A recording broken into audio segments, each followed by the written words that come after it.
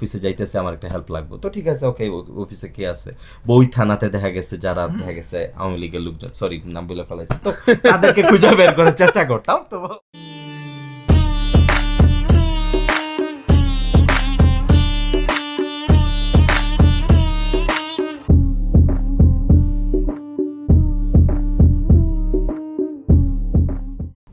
Guys, welcome to our new podcast show, episode number 7.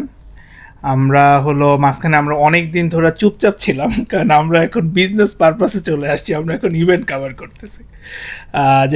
We came to our regular business. So today we have our special guest, Arif Bhaiya.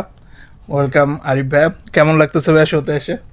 একটু nervous হয়ে যাচ্ছে, হঠাৎ করে মনে হচ্ছে যখন শুনলাম যে আমার বউ মানে এই পেজটা ফলো করে, তখন একটু অনেক বিষয় নিয়ে চিন্তা করতেছি, যে অনেক ধরনের, কারণ লাস্ট ভিডিওগুলো বেশ কিছু দেখছি, তো ওইটা নিয়ে একটু টেনশন আছে, but it's fun, that's okay. আতঙ্ক, বাট এমন কিছু সিচুয়েশন ক্রিয়েট করা যাবে না যে আমি বাসায় ব্যাক করতে পারতেছি না রাতে, যদিও ওয়েদার বেটার, আমি গাড়িতে আজকে রাতে থাকার মতো অবস্থা ক্রিয়েট আছে। আরিফ ভাই তো পুরো ফায়ার নিয়ে আসছে, আজকে তো ওয়াইল্ড ফায়ার চলতেছে, পুরা অন ফায়ার। আচ্ছা ভাই, রিজন আনকাটস এর কিছু এপিসোড দেখা হয়েছে হালকা পাতলা? হ্যাঁ, কেমন লাগছে ভাই? খুবই ফান ছিল, ভালো লাগছে, মানে মন খুললে হাসা যায় আর কি, দ্যাটস দ্য গুড থিং। আর ধরেন লাইফ নিয়ে যখন কথা বলে লোকজন, যখন মানে ফানের মাঝখানে যখন হঠাৎ করে একটা সিরিয়াস মোমেন্ট আসে, তখন অনেক মেসেজ ক্যারি করে আর কি, তো ওই মেসেজগুলা থেকে অনেক কিছু শেখার আছে। আচ্ছা, সো এটা হচ্ছে আমার মানে পজিটিভ সাইড আমার কাছে মনে হয়েছে। আমি অলওয়েজ মানে wish best of luck. So আমি আশা করি যে চ্যানেলটা আরও আগে যাবে আর কি। আচ্ছা, তো যার কারণে আমি চিন্তা করলাম যে হ্যাঁ, এই প্রোগ্রামটাতে হয়তো আমি একটু জয়েন করে নিজেকে একটু মানে শরিক করি আর কি।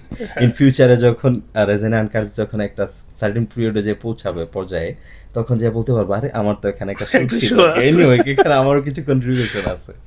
আচ্ছা ভাই, আমাদের এই যে কমিউনিটির মধ্যে আপনার হলো রিজেনা আনকাটস কিরকম একটা কন্ট্রিবিউশন দিচ্ছে বলে আপনার মনে হয়? এখানে সবচেয়ে বড় আমার কাছে মনে হয় যেটা, যে রেজেনাতে আমরা 7 থেকে 8 মাস হচ্ছে উইন্টারের সময় দেখা গেছে বাসা থেকে বের হওয়ার সুযোগ থাকে না, মানে মন চাইলেও বাসা থেকে বের হওয়ার সুযোগ না, এক্সেপ্ট রেস্টুরেন্ট, ওকে, যেটাতে ধরেন ভালো টাকা পয়সা খরচ চলে যায়। এনিওয়েজ, তো কারণ এটাতে আমি বেশি সাফারার রই, বাট আমি ওকে এনিওয়েজ। তো ওই সময়টাতে একটা ভালো টাইমিং যাবে আর কি। ধরেন -40-তে বাইরে কোথাও বের হওয়া যাচ্ছে না, এই সময় একটা আনকাটসের একটা নতুন ভিডিও আসছে, তো আমার এক্সপেকটেশন থাকবে আর কি যে এভরি সিঙ্গেল উইকে যদি আপনারা চেষ্টা করবেন, মানে এটা আমার মানে সাজেশন, এভরি সিঙ্গেল উইকে যদি একটা করে ভিডিও যদি কভার করা যায়, তখন দেখা গেছে মানুষের লাইফটা একটু মানে মোর রেগুলার হবে। I will try, thanks for the feedback. আচ্ছা ভাই, হলো রিজেনাতে কবে আসা হয়েছে? রেজেনাতে আসছি আমি 2021 সালে মার্চের 23 তারিখে ল্যান্ড করছি আর কি। আচ্ছা, আর টরন্টোতে ছিলাম 2000 মানে আসছি মার্চের 19 তারিখে, তারপর আইসা ওখানে কোভিড টাইমে আসছি। ওটা একটা লম্বা জার্নি, ওইটার কথা মনে করলে এখনো দেখা গেছে পকেটের কথা মনে পড়ে আর কি, যে এটা অনেক বেশি ফোর্স ছিল আর কি। যখন আসলাম, আসার পর মানে আলাদা একটা কিউ করে দিল, কিউ করে দিয়ে দেখা গেছে আলাদা লাইনে, যখন মনে হচ্ছিল যে নিজেকে কোভিড পেশেন্ট মনে হচ্ছিল। আচ্ছা, তো এন্ড অফ দ্য মোমেন্টে কি হলো, একটা হোটেলে মানে কোভিড টেস্ট হইলো, আমি কোভিডের রেজাল্ট নিয়ে আসলাম, মানে সার্টিফিকেট নিয়ে আসলাম। তারপরে যখন দেখা গেছে হোটেলে গেলাম, হোটেলে যাওয়ার পরে বলতেছে যে আমি এবং আমার ওয়াইফ দুইজন আলাদা পে করতে হবে। তো আমি বললাম যে why I should pay for 2 bedrooms। তো পরে বলতেছে ইউ হ্যাভ টু। আমি বললাম for what, you are living in a single room, so you have to just pay for a single room. তখন সে ক্রেজি হয়ে গেল, বললো যে না, this is our policy, you have to pay for the like 2 bedrooms। তো এই news, তো পরে আমি অনেকক্ষণ চেষ্টা করলাম, কারণ সেলসের লোক তো একটু গলাবাজি করার স্বভাব আছে, তো একটু চিন্তা করলাম যে বউর সামনে একটু পারফরমেন্স দেখানোর ব্যাপার স্যাপার আছে, যে কারণ বউকে নিয়ে আসছি, তো বউ নাইলে বলবো যে আসলে আমার জামাই তো একটু বোকা শোক, যে কিছুই বলবো। ওই সময় কি ভাই নতুন বিয়ে হয়েছে? না, বিয়ে হয়েছে অনেক লম্বা সময় আগে, বাট দেখা গেছে একটা অনেক দূরে একটা দেশে আসছি, 17,000 কিলোমিটার দূরে একটা দেশে আসছি। এই জায়গাতে আমি যে এখানে আইসি, আমি আমার বউকে নিয়ে সার্ভাইভ করতে পারবো, সব ধরনের সিচুয়েশন কভার করতে, মানে ট্যাকল দিতে পারবো, সেটাও তো একটা বোঝানোর ব্যাপার আছে। তো একটা মানে টাস্ক হিসেবে নিয়ে নিলাম আর কি। আনফরচুনেটলি যদিও টাস্কটা ফেলিয়ার হয়েছি, তো আমাকে পরে তারা অনেক কিছু বুঝাইলো যে না, আমাদের পে করতে হবে দিছে। তো যাই হোক, আমি হচ্ছে পে করতে হইলো। তো ওখান থেকে শেষ করলাম, শেষ করে যখন ইউনিভার্সিটিতে আসলাম, ইউনিভার্সিটিতে আসার পরে একটা লোক হচ্ছে not less than like metre. তো ওখান থেকে মাইকিং এর মতো একটা ইয়াতে কথাবার্তা বলতেছে যে ওখানে ব্যাগ রাখেন, ওখানে ব্যাগ রাখেন, রেখা দেখা গেছে স্যানিটাইজ করেন। আমি বললাম যারা আশ্চর্য, স্যানিটাইজ করতে করতে তো হাতের চামড়া খসে যাবে। তো পরে আমি বললাম যে আই অলরেডি ডিড। পরে উই ডিডন্ট সি দ্যাট, তো you have to do that one more time. তো তারা হচ্ছে কিছু ইয়া দিল, ওই ওয়াইপস দিল, ওয়াইপস করলাম, করার পরে যাই হোক রুম দিল। তো সেম ইস্যু, এখানে এসে আবার দেখা গেছে আমার এখনো ফিগারটা মনে পড়ে 1042 টাকা হচ্ছে পার পারসন। 1042 টাকা, 1042 টাকা। তো ওখানে হচ্ছে প্রায় 2082 টাকার মতো, মানে আমরা হচ্ছে পে করলাম ক্যাট, নট বিডিটি, ক্যাট। তো যখন কানাডাতে আসি তখন একটা মোটা অঙ্কের টাকা পয়সা নিয়ে যখন কানাডাতে ঢুকছি, তো ভাবছি যে এখানে তো চিল লাইফ, এখানে তো আসছি খরচ করবো এটাইতে সারা। আর কয়েকদিন পরে তো দেখা গেছে জবটা হবে, ডলারে টাকা। তো পরে যখন দেখলাম যে আরে আশ্চর্য, টাকা যা কামানো হয় এই দেশে, সবচেয়ে ধরেন ট্যাক্সেশন যে ইস্যুটা, এটা যদি পৃথিবীতে মানে মানে বাংলাদেশে কাউকে সিচুয়েশনটা বোঝানো যায়, যখন বাংলাদেশের মানুষজন মনে করি গায়ে হায় এখানে ডলারে কামাইতেছে। To be honest with you, মানে আমিও দেখা গেছে যখন কানাডাতে আসার আগে দিয়ে আমি আমার বেশ কিছু বন্ধুর সাথে কথা হচ্ছিল, তো বললো যে ওর স্যালারি হচ্ছে $60,000। $60,000 তাইলে 5,000 টাকা করে মান্থলি। তো 5,000 টাকা করে যদি মান্থলি হয় তাহলে বিডিটি তখন ছিল 70 টাকা করে অ্যারাউন্ড। তো 70 টাকা করে তো আমি চিন্তা করলাম 3.5 লাখ টাকা, it's really good money man, I have to move. তো তখন চিন্তা করলাম ওকে তাহলে তো যাওয়া দরকার। তো যাই হোক এখানে যখন আসলাম, আসার পরে মনে হলো যে যারা 60,000 টাকা 70,000 টাকা কামায় তাদের ট্যাক্সেই চলে যায় ধরেন 20 to 25% বা 30%। এন্ড অফ দ্য মোমেন্ট যখন বাসায় টেক হোম স্যালারিটা যখন তাকায় তখন তো নিজের সবচেয়ে বেশি অসহায় মনে হয়। তো এটা it's a track. Excuse me. তো ওই সময় তখন যাই হোক আমি হচ্ছে কোভিডের সময়টাতে একটা লম্বা সময় ওখানে হোটেলে ছিলাম 3 দিন, টরন্টোতে ছিলাম 3 দিন। কয়েকদিন পর পর আবার কোভিড টেস্ট দিতে হবে। তারপর কোভিড টেস্ট দিয়ে আমি দোয়া করতেছিলাম যদি কোভিড টেস্ট যদি ফেল করি, নেগেটিভ আসে বাই এনি চান্স, তখন তো আবার 2 দিন থাকতে হইব, আবার 2 দিন থাকতে হইলে আবার 1082। তখন আমি চিন্তা করতেছিলাম আল্লাহ কোনো রকম পাস করাও। তো আমার হচ্ছে অনলাইনে হচ্ছে একজন ভিডিওতে বলতেছিল, তো এত বেশি এক্সাইটেড ছিলাম যে পাস করার জন্য।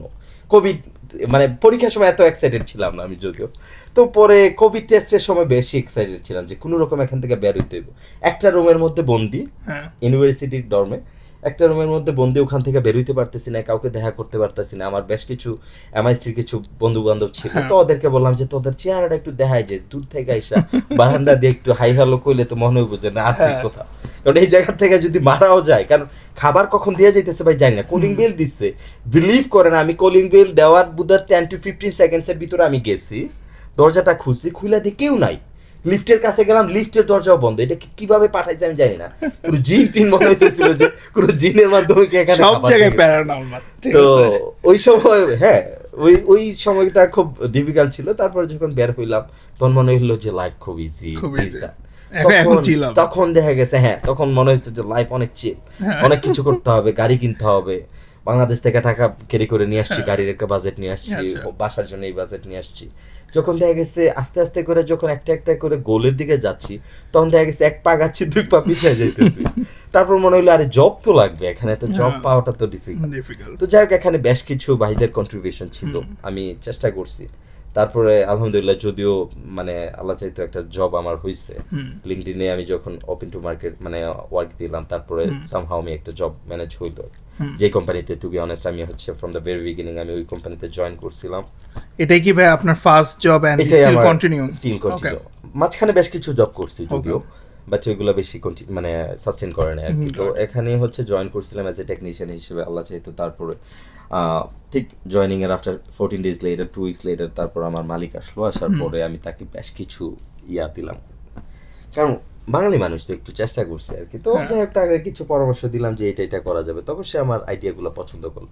তো পরে বলতেছে যে I want to hire you as a like assistant manager for production. তো আমি বললাম okay fine, what you gonna do? তো পরে আমার বলতেছে যে হোয়াট ইউ ওয়ান্ট। তো আমি পরে বললাম যে আমার এইটার দরকার। তো সে হচ্ছে স্যালারি ওকে, স্যালারি বলার সাথে সাথে সে বলছে ওকে দ্যাটস ফাইন। আমি বললাম যে I have one more issue. পরে তো আমি পরে বললাম যে দেখো আমি এখানে অ্যাজ এ স্টুডেন্ট হিসেবে কাজ পরে আসছি, আমি তো 20 ঘন্টার বেশি সামার টাইমের পরে কাজ করতে পারবো না। That's a really difficult issue, this is not a simple issue, let me work out. তো তো যাই হোক কিছুদিন পরে হচ্ছে আমি নাইট শিফট চালু করলাম, নাইট শিফটে সুপারভাইজার লাইক সুপারভাইজার কাম অ্যাসিস্ট্যান্ট ম্যানেজার। তো আমি হচ্ছে প্রোডাকশন দেখি, টুকটাক মেনটেন্যান্সের কাজ টাজ করি, দিস দ্যাট, তো সব কিছু everything is going really good. তো একটা পর্যায়ে এসে যখন সে এটা ফিগার আউট করলো যে এটা কীভাবে কাজ করে, যাই তারপরে সে সামহাউ মানে আমরা ওইটা ডান করতে পারছি আর কি। তো আমি হচ্ছে ওই কোম্পানির সাথে এত বেশি অ্যাসোসিয়েশন হয়ে গেছি, তো আমি যথেষ্ট চেষ্টাও করছি, আমি আমার লেভেল থেকে সর্বোচ্চ চেষ্টা করছি আল্লাহ তাআলার সহযোগিতায়, মানে ওই কারণ পেশেন্ট ছিলাম, কারণ দিন শেষে আমি তখন আমার ওয়াইফ কাজ করতো না, আমার ফ্যামিলি সার্ভাইভ করা, দেখা গেছে আমার বাসা ভাড়া, আমার টিউশন ফি, তারপরে আমার একটা বেবি হইছে, সব কিছু মিলে তারপরে আমার বাবা মা দেশে থাকে, তো ওই জিনিসগুলো যখন ক্যারি করতাম তখন মনে হইতো যে না কাজ করতে হবে, কাজ করা ছাড়া তো আমাদের মতো কান্ট্রিগুলোতে কোনো ওয়ে নেই। আর এখানে দেখলাম যে ধরেন এখানে তো আত্মীয় স্বজন বা কোনো রেফারেন্স কাজ করে না, মামা দাদা তো চাকরিতে ঢোকার ক্ষেত্রে আপনার কাজ করে, বাট আপনি যখনই জয়েন করবেন তখন you have to prove yourself, there is no other option. তো যতদিন আপনার দেখা গেছে আপনার বেটার আউটপুট দিতে পারবেন ততদিন পর্যন্ত কোম্পানি আপনাকে টেক কেয়ার করবে। হ্যাঁ, না দিতে পারলে মানে সিম্পল ফরওয়ার্ড, এখানকার যে government is something different, but হলো রেদার দেন গভর্নমেন্ট আপনার অন্যান্য যে কর্পোরেটগুলো আছে, until you are okay they are okay, and then you are falling you will be out, right? Is simple forward role. তো ভাই এখন হলো বর্তমানে আপনার মেইন জবটা কি? আপনি প্রোডাকশন লাইনের সাথে আছেন, সেলস, এনিথিং? আমি এখানে বেসিক্যালি আমি শুরুতে বলি আমার ক্যারিয়ার শুরু করি অ্যাজ এ সেলস ইঞ্জিনিয়ার হিসেবে। ওকে, বেসিক্যালি ইঞ্জিনিয়ার ওয়ার্ডটা একটু লাগাই এই জন্য, কারণ ইঞ্জিনিয়ারিং করছি তো এই জন্য ইঞ্জিনিয়ার লাগে। সেলস তো সেলসই, তো কেউ হয়তো এমবিএ করে সেলস করতেছে বা বিজনেস স্টাডিজ থেকে সেলস করতেছে, আমরা ইঞ্জিনিয়ারিং প্রোডাক্ট নিয়ে কাজ করতেছি দেখে ইঞ্জিনিয়ারিং সেলস করি। তো এখানে আমি শুরু করছিলাম বেসিক্যালি অ্যাজ এ টেকনিশিয়ান হিসেবে, তারপরে দেখা গেছে এখানে আসলাম প্রোডাকশনে, প্রোডাকশন থেকে ফুল অপারেশনে গেলাম, তারপরে ম্যানেজমেন্টের ইয়াতে ম্যানেজার যখন হইলাম তখন দেখা গেছে পুরো ম্যানেজমেন্টের সাথে কাজ শুরু করলাম। তো আমি আমি যখন ম্যানেজার হলাম তখন দেখা গেছে দুইটা শপ, মানে নতুন দুইটা ফ্যাসিলিটি, দুইটা প্ল্যান্ট আমি বিল্ড করলাম, আমি পুরোটাই সুপারভাইজ করছি উইথ লাইক বেশ কিছু টিম মেম্বার ছিল, প্লাস হচ্ছে কনসালটেন্ট ছিল, তাদের সহযোগিতায়। তারপরে হচ্ছে তখন ইঞ্জিনিয়ারিং ম্যানেজার রোল ছিল, তারপরে বেশ কিছুদিন আগে হচ্ছে সেলস অপারেশন ম্যানেজার থেকে আবার টেরিটরি ম্যানেজার হয়েছে আর কি, like kind of like director position. Okay, awesome. So I'm just waiting for the like getting a business card with a director position. Maybe it will not gonna carry a lot of money, but at the moment like I love to see my name on that for sure. That's interesting. তখন এইভাবে হচ্ছে এখন অপারেশনও দেখি, 3টা factory হচ্ছে আমি operate করি এখান থেকে, আর অন টপ অফ হচ্ছে সেলস করি হচ্ছে আপনার ম্যানিটোবা প্রভিন্স, সাসকাচুয়ান পুরোটা, আর আলবার্টার হচ্ছে 1/3 আমি দেখি।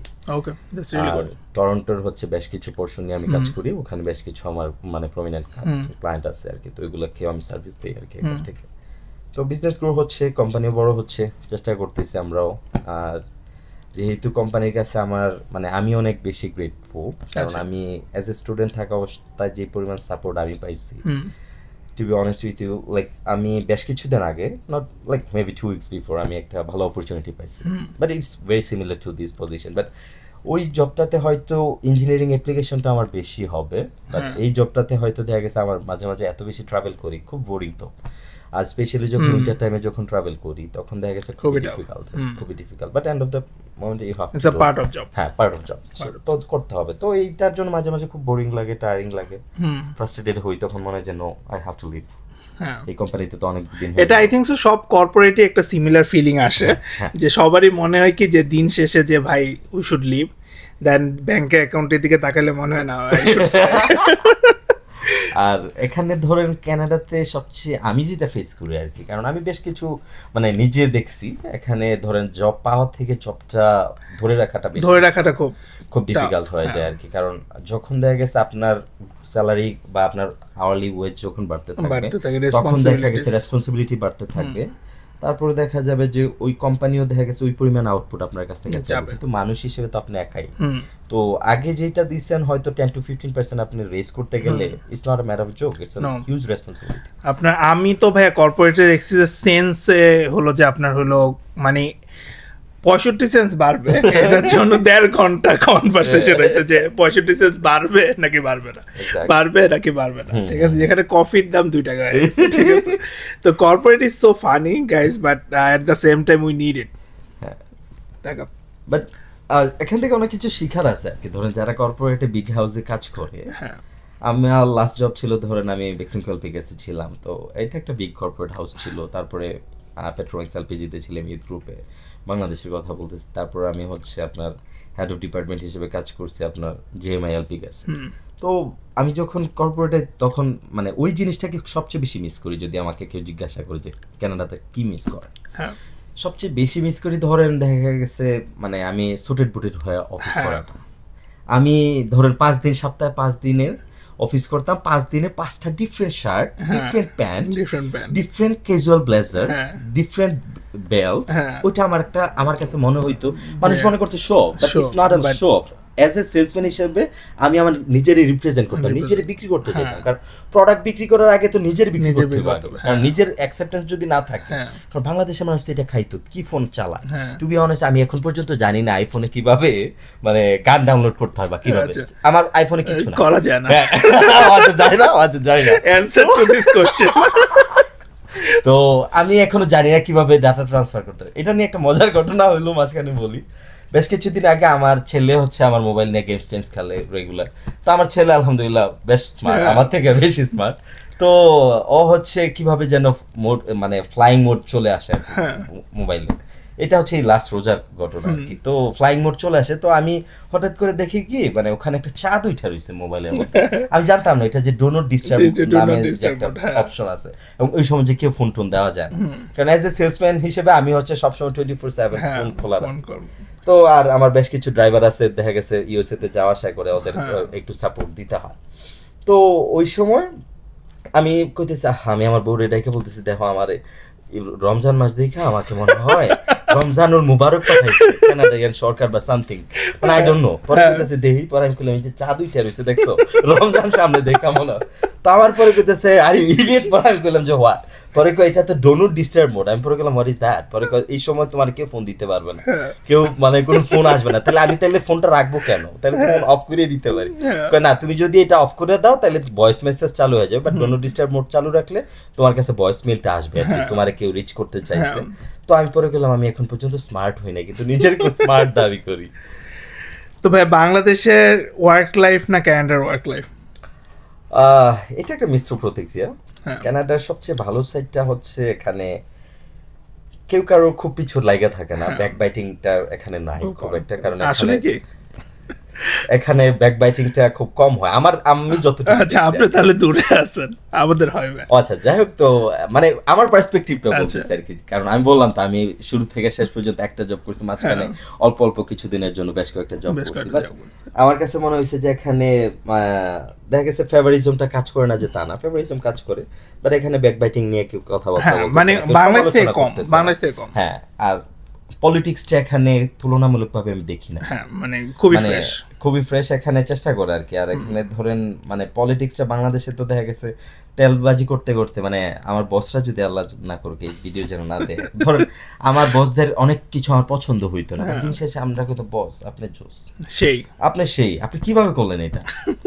ধরেন একটা এক্সেলের কাজ দিছে, তো সে খুব সুন্দর করে এক্সেলের ইয়াটা রেডি করছে। তো পরে আমি দেখলাম যে না, আমি কইলাম যে সে তো এই কাজ করতে পারার কথা না।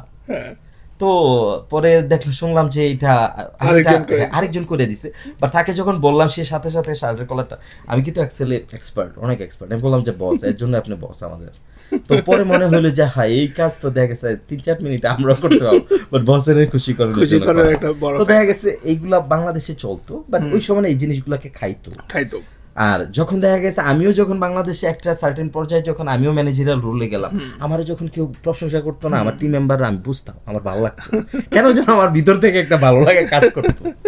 বাট এখানে মনে হয় কি যে ধরেন এই জিনিসটা এখানে খুব আনপ্র্যাকটিস তো, আর এখানে কেউ যদি কিছু কয় তখন মনে হয় যে সে কোনো ফেভার নিতে চাইতেছে। ফেভারটা কিরকম যে হয়তো ছুটিতে যাইবো এক সপ্তাহ, তার জন্য একটা খুব ইয়া চাইতেছে। তাই আমি তখন সাথে সাথে to be point, okay what's the issue, everything good, okay all good, what's the issue. তখন যখন বলে যে আমার কালকে হচ্ছে 2 ঘন্টা ছুটি লাগবে, তখন তো চেহারা মলিন হয়ে যায়। কারণ আমরা যারা ধরেন প্রোডাকশন বেস কাজ করে, আমাদের ধরেন এখানে তো কানাডাতে সবচেয়ে বড় সমস্যা হলো মানে সাবস্টিটিউট খুবই কম, রাইট? ধরেন আপনার পজিশনটাকে ক্যারি করার জন্য বা আপনার যে জব রোলটা সেটা ক্যারি করার জন্য 2 জন এক্সট্রা লোক নাই। তো দেখা গেছে আমার অফিসের HR ধরেন 3জন 4জন সবাই ব্যস্ত, আমি আমার পজিশনে ব্যস্ত, সবাই সবার ওন রেসপন্সিবিলিটিতে ব্যস্ত থাকে, তো কেউ যে কারোর কাজে হেল্প করবে ওই সময়টা হয়ে ওঠে না, খুব একটু ডিফিকাল্ট হয়ে যায় আর কি। তো এই আর কি, তখন মানে তারপর আমার কাছে মনে হয় যে এখানকার ওয়ার্ক কালচারটা একটু বেটার বাংলাদেশ থেকে, বাট বাংলাদেশে হচ্ছে অনেক ফান হইতো, দেখা গেছে একটু কলিগদের সাথে যখন বস হয়েছিলাম তখন দেখা গেছে আমার টিম মেম্বার যারা ছিল আমি জানতাম যে বাসায় বসে থেকে কইতেছে যে বস আমি তো কেরানীগঞ্জ আছি, আমি পরে বললাম কেরানীগঞ্জ, কেরানীগঞ্জে তো অনেক কাজ, কেরানীগঞ্জে একটু ছবি দাও তো তো আমি বললাম একটু ভিডিও কল দে, তারপর দেখলাম যে পরে কইতেছে বস আমার ফোনটা বন্ধ হয়ে যাবে, তো কারণ এইগুলো তো আমিও একসময় করছি, আমি যখন আমার সেলসের চাকরি শুরু করি আমি একসময় করছি, তখন কইছি যে দেখ আমি কিন্তু বুঝতে আছি কই আসছ, কাজে যা, দিন শেষে কাজ মানে কাজ ডান হইব, তুই বাসায় থাকোস না ইয়াতে থাকোস আমার সেটা ম্যাটার করে না দিন শেষে, কারণ আমিও তো কারো না কারোর কাছে জবাব দিতে হয়। তো এই ফাঁকিবাজিগুলা যখন মাঝে মাঝে মনে হয় তখন মনে হয় হ্যাঁ, যখন বকতাম তারপর বকার পরে দেখা গেছে আবার যখন দায়িকা বলতাম ওই পাশ দিয়ে ওর বাসা দেখা গেছে ধরেন বাড্ডাতে থাকে, আমার বাসা মিরপুর ছিল, আমি অফিস করতাম গুলশানে, আমার প্রয়োজন ছিল না বাড্ডায় যাবো, আমি বললাম যে দেখ আমি বাড্ডা একটা কাজে আসছি, বেসিক্যালি দুপুরবেলা বকাবকি করছি, কইছি যে ওকে তোর বাসার নিচে তো ভালো জালমুড়ি আছে, চল জালমুড়ি খাই, বেসিক্যালি তাকে রিফ্রেশ করা। যেমন আমার লাইফে আমার বেশ কিছু ধরেন আইডল ছিল, মেন্টর ছিল, তাদের কাছ থেকে আমি অনেক কিছু শিখছি, তো তারা যখন দেখা গেছে এক সময় বকতো বইটা দেখা গেছে আবার বুঝাইতো, তারপর যখন আস্তে আস্তে যখন একটু রেসপন্সিবিলিটি বাড়তে শুরু করলো তখন মনে হইলো যে আমারকে যে অ্যাসাইন কাজটা দেওয়া হচ্ছে এটা তো বেসিক্যালি আমার বসের কাজ, বস হচ্ছে 10টা কাজ পাইছে, এই 10টা কাজ 10 জনকে ডিস্ট্রিবিউট করে দিতে, এখন আমি যদি আমার কাজটা না করি তাহলে তো আমি ফেইলার, মানে আমার বস ফেইলার, যখন এই ফিলিংসটা যখন তৈরি হয়েছে তখন থেকে কাজটা কোন করা শুরু করছি। এবং আলহামদুলিল্লাহ আমি আমার ক্যারিয়ারে ধরেন আমি বাংলাদেশে 7 বছর চাকরি করছি, 7 বছর আমি এজিএম পজিশন হোল্ড করছি, আমি ছিলাম বাংলাদেশের সর্বকনিষ্ঠ এলপিজি ইন্ডাস্ট্রিতে এজিএম পজিশন হোল্ড করছি, তো এটা আমার কাছে মনে হইতো যে এটা আমার প্রাপ্য ছিল, আমি এটা ডেডিকেটেড ছিলাম, একটা সার্টেন পিরিয়ড পরে আমি মনে হয়েছে যে না আমি আমার কাজটা অনেস্টলি করা উচিত। তো হ্যাঁ এখানে অনেক কিছু মানে প্রজ এন্ড কনস থাকে, অনেক আপস এন্ড ডাউনস ছিল, বাট সবকিছু মিলে মানে দুই ধরনের একটা মানে ওয়ার্ল্ড, বাংলাদেশ কালচারটা একটু ডিফারেন্ট, ধরেন মিরপুরে কেউ আসছে আয়শা বলতো কি ওকে আপনাদের হচ্ছে মনিরের হালিম খাবো, মিরপুর একের মনিরের হালিম খাবো, তো পরে কইতো যে ওকে ঠিক আছে দৌড়ে আসছি বের হয়ে আসছি, যদিও ফ্যামিলি আছে তাদের কাছ থেকে আসি, তখন ফ্যামিলিও বুঝতো যে না ঠিক আছে কেরিয়ার ছোট, এখানে তো বসদেরকে খুশি করাইতে হবে, কলিগদের সাথে মিশতে হবে, বাট এখানকার লাইফটা হচ্ছে কি, কারণ দেখা গেছে আমি যদি বাসা থেকে বেরোয় আমার বউ 10 বার জিজ্ঞাসা কই যাও কেন যাচ্ছ, আমাদেরকে নিয়ে তো কালকে গেলা না, যেমন আজকের দিনের ঘটনা আমার কালকে আমার বলছে কি যে আজকে কিন্তু আমরা একটু বেশ কিছু কাজের লিস্ট দিচ্ছি, তো দেওয়ার পর আমি কইছি যে ওকে ঠিক আছে আমি কালকে করবো, এই কালকে আর আসা আজকে আমার কইতেছে তোমার সবকিছুতে টাইম হয় শুধু আমি ছাড়া, আমি বললাম ওই রকম না, চেষ্টা করতেছি আমি।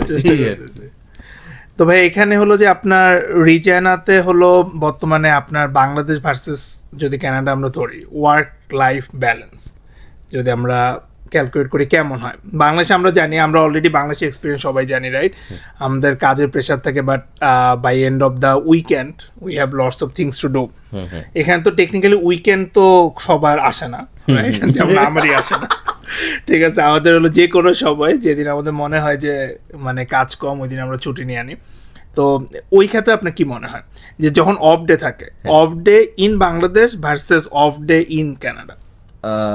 অফ ডে ধরেন আমি ফার্স্ট আমি বলি যে আমি এখন যে অর্গানাইজেশনটাতে চাকরি করতেছি আমার কোম্পানিতে, এখানে আমার বেসিক্যালি মর্নিং শিফট চলে, নাইট শিফট চলে, উইকেন্ডে একটা শিফট চলে, আচ্ছা, তো আমি যেহেতু পুরো অপারেশনটা দেখি, ধরেন এখানে ছোট্ট একটা ইস্যু, আমি ডে অফ, আমি চিন্তা করছি আজকে ঘুমাবো অনেকক্ষণ, সেই দিনটা আমার হয়ে ওঠে না, অ্যাটলিস্ট ফোন কলে অ্যাটেন্ড করতে হইতেছে, তো এই যে ধরেন এখানে হ্যাঁ এটাকে যদিও আমি পছন্দ করি, আমি ভালোবাসি কাজটাকে, আমি যদি ফোনটা পিক না করি হয়তো দেখা গেছে আমার প্রোডাকশন একটু হ্যাম্পার হবে, তো ওইটা আমার কাছে মনে একটা বিগ রেসপন্সিবিলিটি, আমি এতটুকু রেসপন্সিবিলিটি নিতে পারবো দেখে আমাকে এই পজিশনে দেওয়া হয়েছে, তো এখানে হচ্ছে এইটা হচ্ছে আমার কারেন্ট সিচুয়েশন, আর মানে আমার পার্সপেক্টিভে বলতেছি, বাট এখানে ওয়ার্ক লাইফটা ব্যালেন্স করাটা খুব ইজি আমার কাছে মনে হয়, কারণ দেখা গেছে যদি ধরেন আপনি এবং আপনার লাইফ পার্টনার হোক বা আপনার ফ্যামিলি মেম্বার যারা বা আপনার ক্লোজ ফ্রেন্ড যারাই হোক না কেন, তাদের সাথে যদি টাইমটা ম্যাচ করানো যায় তখন দেখা গেছে একটু লাইফটাকে ইজি করা সম্ভব হয়। না হলে কিন্তু লাইফটা ধরেন আমি যেই দিন আমি আরিফ যখন মানে আমার দেশের কথা মনে পড়ে, বাবা মার কথা মনে পড়ে, ওই রাতে ঘুমাতে পারি না। এটা হচ্ছে সবচেয়ে ফ্রাস্ট্রেশনের পার্ট এখানে। বাট হ্যাঁ, আমার ওয়াইফ এখানে, আমার বাচ্চা আছে এখানে, তাদেরকে নিয়ে তো আমার লাইফ। তো দেখা যায় চেষ্টা করি যে প্রত্যেক উইকেন্ডে না পারলেও দেখা গেছে বা প্রতি উইকে 2-3টা করে একটু মুভি দেখি, একটু আর্লি যদি বের হয়ে আসি। আমার ওয়াইফের কাজ থাকে 8টা থেকে 4টা, আমিও 4টার মধ্যে যদি বাসায় আসতে পারি তখন দেখা গেছে একটু রান্না বান্না করে, মাঝে মধ্যে আমি রান্না করি অথবা আমার ওয়াইফ রান্না করে, তারপরে দেখা গেছে দুইজনে মিলে একটু মুভি দেখা। বা মাঝে মাঝে মনে করি যে আজকে রান্না করবো না, আজকে হচ্ছে বাইরে খেয়ে ফেলবো অথবা অর্ডার করে ফেলবো, আজকে মুভি দেখি। তো এই আর কি। তো বাট এখানেও দেখা গেছে বাংলাদেশে অনেক কিছু, অনেক রেসপন্সিবিলিটি ছিল। বাংলাদেশে যদিও আমার খুব একটা মুভি দেখা হয়নি, টু বি অনেস্ট, আমি সেই সময় পাইনি। কারণ বললাম না, একদিন বা 2 দিনে অনেক কিছু, অনেক পেন্ডিং মানে বাকেট লিস্টে এত বড় থাকতো। তারপরে দেখা যেত আমি গ্রামের সাথে একটু বেশ অ্যাসোসিয়েশন ছিল আমার বেশি, একটু পলিটিক্সের সাথে জড়িত ছিলাম। তো সবকিছু মিলে দেখা যেত যে অনেক লিস্টটা অনেক বড় ছিল, যার কারণে একটু ওয়াইফের সাথে বেশ মনমালিন্য থাকতো। তো যার কারণে যখন কানাডাতে আসছি ওই লাইফটা একটু ব্যালেন্স হয়েছে, মনে হয়েছে যে আমি আমার ফ্যামিলিকে ভালো টাইম দিতে পারতেছি। এটা আমার পার্সপেক্টিভ আর কি। এখানের ফিলিংসটা এই অবস্থা। ভাই কোন পার্টি করতেন? এই মুহূর্তে কি এটা বলাটা কি খুবই জরুরি? ধরেন মানে একটা সার্টেন পিরিয়ডে তো ছিল বাংলাদেশে, ধরেন অন্য কোনো পার্টি ছিল না, আমিও তাদেরই একজন খুব ভালো মানে অবস্থায় ছিলাম এবং একটা পজিশনে হোক ক্যারি করতাম। আমি খুবই ডাইহার্ট ছিলাম এবং পছন্দ করতাম, যদি অনেক কিছু অপছন্দ করতাম, বাট এখন আর নাম না বলি, আশেপাশে কেউ নাই তো। বাংলাদেশের পলিটিক্স ভার্সেস কানাডা পলিটিক্স, এখানে পলিটিক্স নিয়ে আসলে কখনো চিন্তা করি নাই, বাট দিন শেষে মনে হয় যে এখানে পলিটিক্সে যারা জড়িত তারা কতটুকু লাভবান হয় বা হয় কিনা জানি না। বাট এখানে তো ধরেন ফোন কলের মাধ্যমে কোনো কিছু হয় না। বাংলাদেশে এমন কোনো অফিসে যাই নাই যে যেখানে যে ফোন কলে 10 মিনিট ওয়েট করছি, মানে গেছি ইনস্ট্যান্ট কাজ হইতে হবে। আই হ্যাভ টু, মানে আমি যেহেতু পলিটিক্স করি, আমার ফ্যামিলি, আমার আত্মীয় স্বজন, আমার বন্ধু বান্ধব, তারা হচ্ছে 10 মিনিটে সার্ভিস পাইতে হবে, এইটা হচ্ছে আমার গেম। কিন্তু এই দেশে ধরেন আপনি কফি শপে গেলেও তো সবাই লাইনে দাঁড়াই থাকতে হবে, কারণ এখানে তো মানে পলিটিক্সে আমার কাছে, আমি জানি না মানে খুব ডিপ আমি এখানে পলিটিক্স নিয়ে গাড়ি না যেহেতু, কারণ এখানে পাওয়ার কিছু নাই, এখানে ফোন কলের কোনো সুযোগ নাই। ধরেন এখানে বাংলাদেশের সিচুয়েশনটা কি, ধরেন কেউ একটা ঝামেলা হয়েছে, একটা ছোটখাটো জমি সংক্রান্ত একটা বিষয় নিয়ে একটা ঝামেলায় পড়ছে, সে একটা ফোন দিতে, ভাই একটা এই অফিসে যাইতেছে, আমার একটা হেল্প লাগবে। তো ঠিক আছে, ওকে, অফিসে কে আছে, বই থানাতে দেখা গেছে যারা দেখা গেছে আওয়ামী লীগের লোকজন, সরি নাম বলে ফেলাইছে, তো তাদেরকে খুঁজে বের করার চেষ্টা করতাম। তো দেখা গেছে ওখানে ফোন করে বলতাম, ভাই ওখানে একটা, যেমন আমি টু বি অনেস্ট, আমি দেখা গেছে আমার ভাগিনা, এক সত্য ঘটনা বলি, আমার ভাগিনা হচ্ছে একবার গেল হচ্ছে হাতিয়াতে, নোয়াখালী হাতিয়াতে, তো ওখানে যে হচ্ছে তার ডিএসএলআর ক্যামেরা হারাই ফেলালো। যদিও আমি এগুলোর সাথে খুব ফ্যামিলিয়ার না, তো আমি বললাম যে একটা ক্যামেরা হারাইছে, এটা কি? মামা তুমি জানো এটার দাম কত? বললাম কয় টাকা? 1.5 লাখ টাকা। আমি কি কস, ক্যামেরা আবার 1.5 লাখ টাকা হয় কেন? আচ্ছা ঠিক আছে। তারপরে যাই হোক ওখানে হচ্ছে খোঁজখবর নিতে নিতে যাই হোক একটা মানে এমপি লেভেলের লোকজনের সাথে কথাবার্তা হইলো, তার পিএস। তো পরিচয় দিলাম কি, আমি হচ্ছে আমার যে এমপি ছিল, এমপির পরিচয় দিয়ে আমি যখন কথা বললাম, যে তারপরে সে বললো যে এটা 2 ঘন্টার ভিতরে ম্যানেজ হইতেছে। ট্রাস্ট মি ভাই, 2 ঘন্টার মধ্যে আমার বাকিনা আমাকে ফোন করে বললো কি যে মামা আমাকে তো তারা নিয়ে যে এত আতিথেয়তা করছে, আমার খাওয়া দাওয়া করাইছে, ইয়ে করছে, আমি এবং আমার ডিএসএলআর ক্যামেরা আসছে। বাংলাদেশে এটা সম্ভব? পরে মামা এডি তো তারা সবাই জানে কে কি কোন এরিয়ায় আছে, কি করতেছে। তো তার মানে এই না যে আওয়ামী লীগ এইগুলোর সাথে জড়িত ছিল, বেসিক্যালি আমরা ফায়দা নিছি। তো আমার কাছে এখন মনে হয় যে বাংলাদেশটা আমি যাওয়া উচিত এখন, যে আপাবিহীন একটা বাংলাদেশটা কিরকম কেমন যাচ্ছে। যেমন আমি যখন ইয়াতে ড্রাইভিং লাইসেন্স নিতে গেলাম, সেটা বোধ 2014 সাল। তো 2014 সালে যখন ড্রাইভিং লাইসেন্স নিতে গেলাম, তখন রক্ত গরম, তো কেবল নতুন নতুন রাজনীতি করি, গায়ের মধ্যে তো অনেক সাহস। হ্যাঁ, তো আমি পরে কইলাম যে এই জায়গাতে সবচেয়ে বড় অফিসারকে, পরে তো এক লোক তো আমার ঝাড়ি মারা শুরু করি। বিশ্বাস করেন কিছুক্ষণ পরে যখন ফোন দিলাম, কারণ আমার বাসা মিরপুরে, আমার ভগ্নিপতিও রাজনীতি করতো ওখানে, মিরপুর থানা আওয়ামী লীগের সভাপতি ছিল, এখন মানে লাস্ট পিরিয়ডে ছিল। তো যাই হোক সে হচ্ছে ফোন করে বেশ কিছু লোকজন পাঠালো। যখন 8-10টা লোকজন দেখলো, ট্রাস্ট মি, তখন সিনারিওটা চেঞ্জ হয়ে গেল। উইদাউট উইদাউট লাইক আমি কোনো পরীক্ষা দিলাম না, কোনো কিছু না, 3 দিন পরে আমার বাসায় হচ্ছে ড্রাইভিং লাইসেন্স চলে আসে। তো আমার কাছে মনে হয়েছে যে না, এই দেশে তো পলিটিক্স দরকার আছে, এই দেশে না হলে তো আমার আত্মীয় স্বজন তো বিপদে পড়লে কার কাছে যাবে, কে করবে। কিন্তু কানাডাতে যখন চিন্তা করি না, এখানে তো বিপদে পড়ি আর যাই করি। কারণ আমার যেমন আজকের দিনের ঘটনা বলি ভাই, আমি আজকের দিনে কি হয়েছে, আমার 2023 সালের অগাস্টে আমি হচ্ছে 7 তারিখ, আমার ডেটটা এখনো মনে পড়ে, আমার একটা দাঁত হচ্ছে আমার উইজডম টিতে একটা ফালাইলাম। তো এটা আরেকটা দাঁত হচ্ছে আমার বেইনে ঢুকে গেছে। তো আমার হচ্ছে অ্যাপয়েন্টমেন্ট দিছে কতদিন পরে ভাই, গ্যাস করেন, আজকের দিনটা ছিল, আজকে 2টা বাজে সেই অ্যাপয়েন্টমেন্টের ডেট ছিল। 2023 সাল থেকে 2025 সালে আমি আইসা স্পেশালিস্টের যে ডেন্টাল স্পেশালিস্ট তার কাছে আমি 2 বছর পর আমি তার কাছে অ্যাপয়েন্টমেন্ট পাইছি। কিন্তু আনফরচুনেটলি আজকের দিনটা আমি মিস করছি, কারণ আমি সকাল থেকে এত বেশি এক্সাইটেড ছিলাম যে 2 বছর পরে অ্যাপয়েন্টমেন্ট, কি ডাক্তারটা যে কি হয় আমার খুব জানার ইচ্ছা ছিল। বাট যাই হোক, কাজের এত বেশি ব্যস্ত হয়ে গেলাম, পরে চিন্তা করলাম ধরো দাঁত তো বেঁচে থাকবো, আগে তো জব বাঁচাই তারপরে দাঁত বেঁচে থাকবে। তো এখানে তো ধরেন এই সিচুয়েশন গুলা তো এখানে রাজনীতি যারা করে আমার মনে হয় সেও সেমই ফেস করে। তো এই দেশে আমার কাছে মনে হয় না যে রাজনীতিটা খুব জরুরি, বাট হ্যাঁ দিন শেষে পরিচয় দেওয়াটা একটা বড় বিষয়। মানে এখানকার আসলে পলিটিক্সটা হলো যে আপনার সবাই নে one kind of job, they want a more like civic job হিসাবে সবাই ধরে নেয়। বাট ওরকম যেমন আমরাও হলো ইলেকশন করলাম রাইট, ঠিক আছে, নো ফিলিং, কোনো ফিলিংসই নাই। মানে হলো যে আপনার যে একটা ভাইব, ঠিক আছে, ওই ভাইবটা এখানে নাই। সবাই হলো যে they just more want stable job, ঠিক আছে, হলো ওইটাই সবাই টার্গেট করে পলিটিক্সে। আপনি যেহেতু সাইম ভাইয়ের কথা বললেন, সাইম ভাইকে নিয়ে আমি মানে সাইম ভাইকে নিয়ে আমার বেশ কিছু কথা বলার আছে। আমি মাঝখানে ভুলে যাব, আমি গল্প অনেক জমে গেছে, তো কিছু গল্প তো শেয়ার হবে। যেমন আমি যখন রেজেনেতে আসি, বাই দিস টাইম আমি হচ্ছে আমার একটা জব পাইলাম, আমি যে অর্গানাইজেশন এখন কাজ করি সেটাতে জব হলো। আমার সাথে সাইম ভাইয়ের পরিচয়, সাইম ভাই সম্পর্কে শুনছি রেজেনেতে আসার পরে। সাইম ভাই যেহেতু মোটামুটি সোশ্যাল ওয়ার্কের সাথে খুব বেশি জড়িত, সবাই মোটামুটি চিনে, অলমোস্ট লাইক 95% মানুষজন চিনে। তো সাইম ভাই আমাকে একদিন হচ্ছে একটা ফেসবুক মেসেঞ্জারে নক দিল যে আমি শুনলাম আপনি আসছেন। তো আমি বললাম যে ভাই হ্যাঁ আমি আসছি। পরে কয় আমার বেশ কিছু যাদের সাথে আমি কথা বলছি তাদের কাছ থেকে সে হয়তো শুনছে, সে আমাকে প্রথম মেসেজ দিছে, ট্রাস্ট মি ভাই, মানে ফর সেক অফ আল্লাহ, সে হচ্ছে আমাকে মেসেজ দিয়ে বলতেছে যে যদি জবের প্রয়োজন হয় আমি আমাকে জানায়, তাহলে আমি কিছু একটা ম্যানেজ করবো।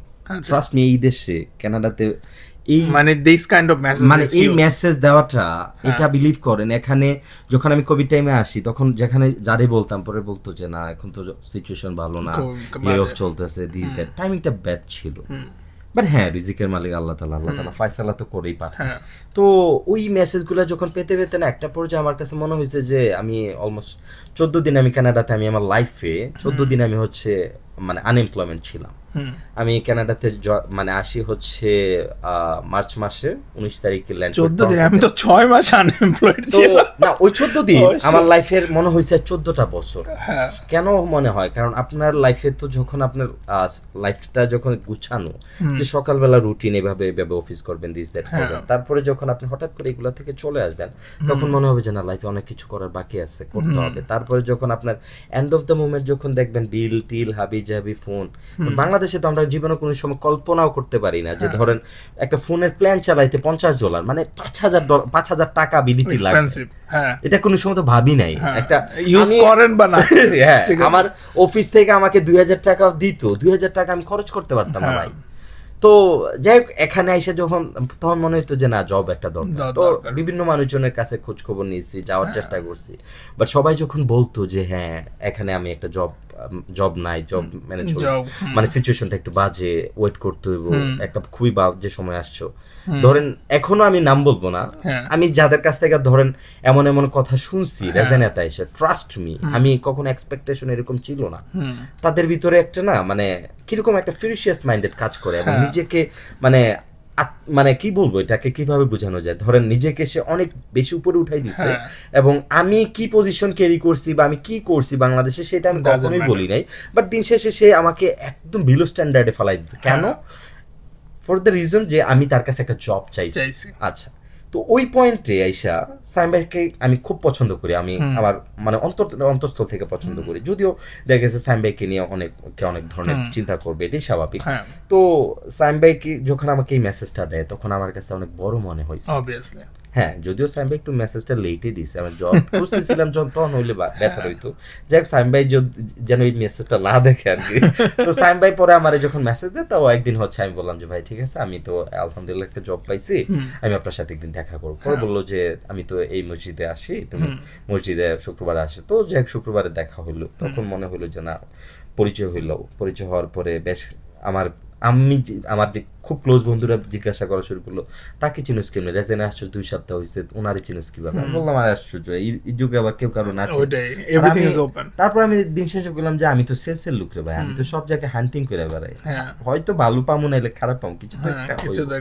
তো দিন শেষে দেখা গেছে এখন পর্যন্ত সম্পর্কটা যেহেতু টিকে আছে, তো আমার কাছে আমি খুব এপ্রিসিয়েট করি ভাইয়ের কাজগুলোকে, এবং রেজেনের জন্য সে অনেক চেষ্টা করে, মানুষের যে পরিমাণ সহযোগিতা করে।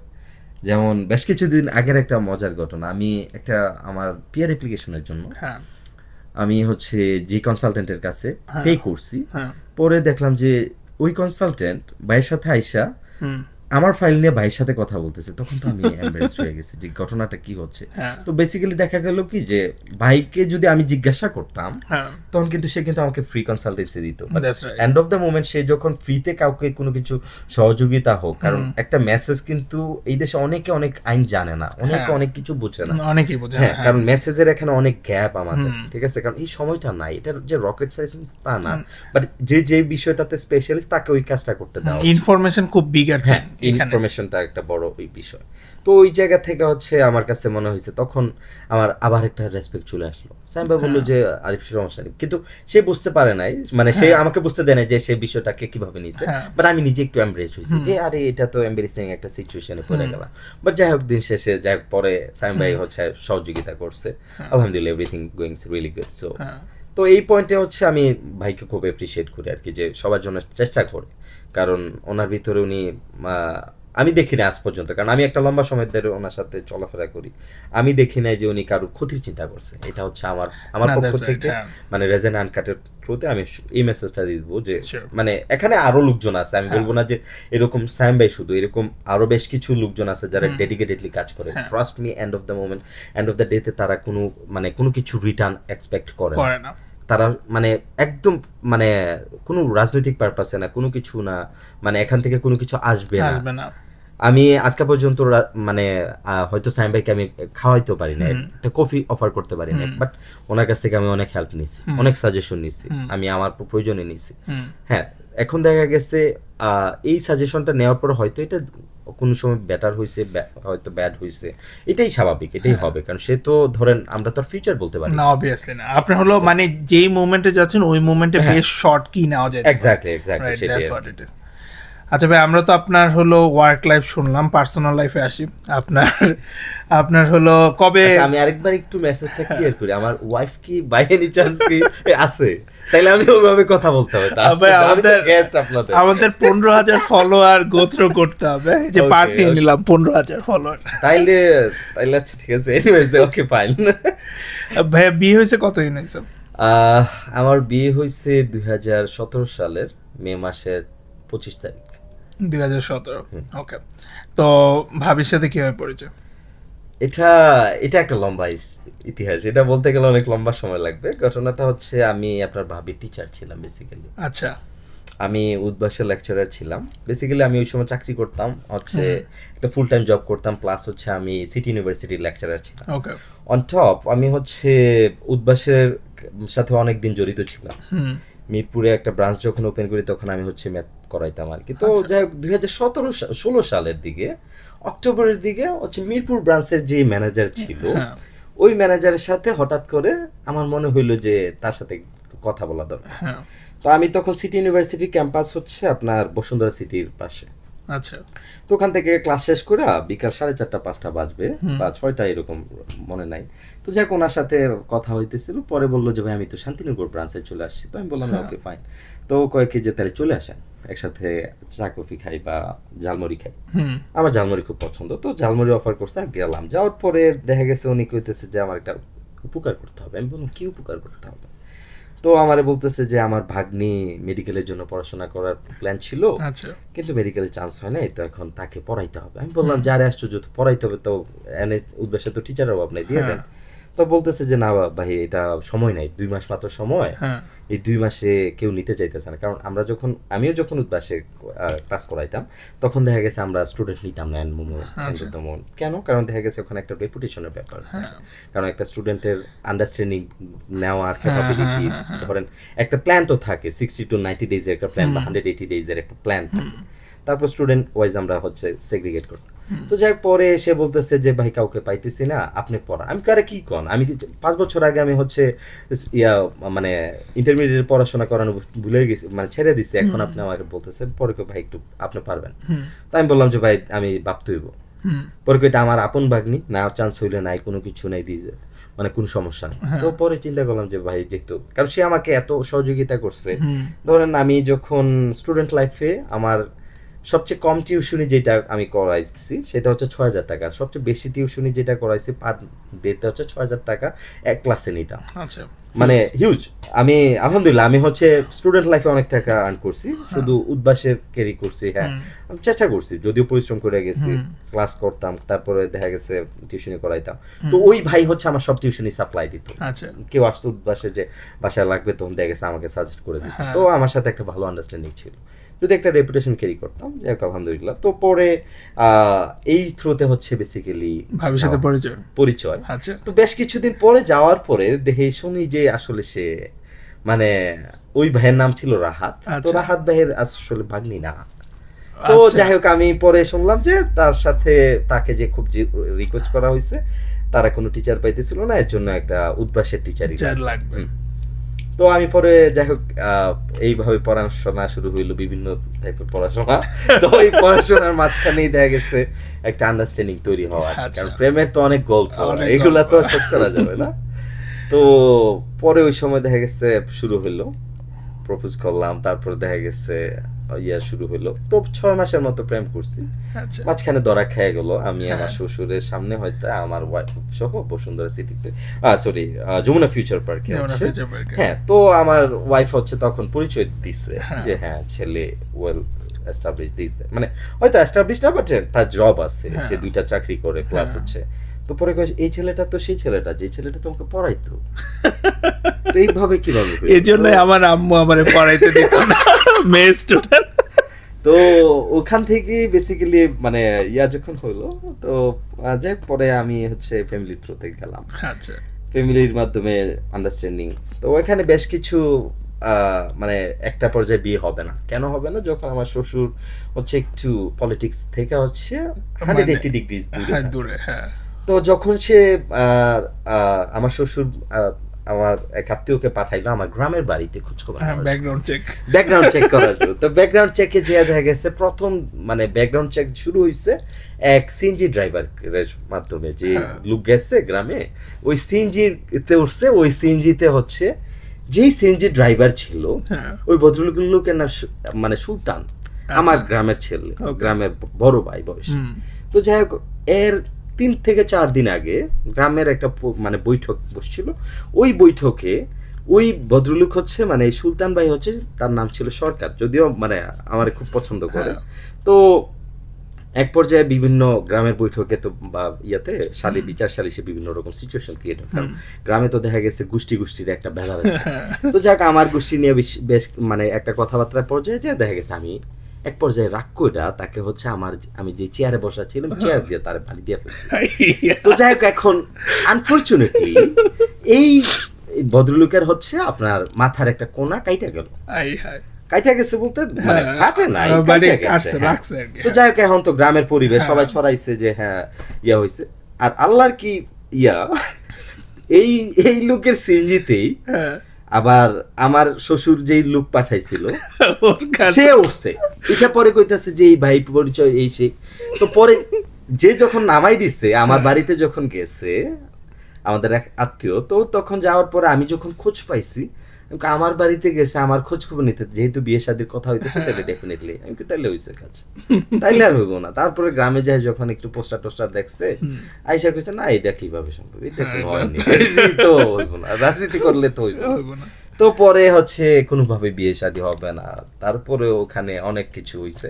তো আমার বোন জামাই সেও রাজনীতি করে, তো সে ফোন দিয়ে কথাবার্তা বলছে যে সমস্যাটা মানে কি আমরা সর্ট আউট করি, যেহেতু ছেলে মেয়ে দুজন পছন্দ করে, এই জায়গায় শুধু পলিটিক্সের কারণে যদি ইস্যু হয় তাইলে তো যাই হোক, আমি জানি না আমার বোন জামাই কোন টোনে কথা বলছে বা কিভাবে বলছে, তো একটা সার্টেন পিরিয়ডে এটা সর্ট আউট হয়েছে। তো যাই হোক, আমরা হচ্ছে খুব শীঘ্রই একটা বিয়ের একটা ডেট ফিক্স করা হইলো। তো ডেট ফিক্স করে তারপরে হচ্ছে একটা ঘরোয়া পরিবেশে বিয়ে শাদী হইলো আর কি। তো এইটা হচ্ছিল মানে বিয়ের সময় একটা ভালো ক্যাচাল গেছে আর কি। বাট ওই সময় আমার ওয়াইফ ভালো সাপোর্ট দিছে, নাইলে ডিফিকাল্ট হইতো অবভিয়াসলি, ফর শিওর। তো অবভিয়াসলি তাহলে অলমোস্ট আমরা কত বছর, 5 অনেক বছর হয়ে গেছে, 8 বছর, 8 বছর, that's really good.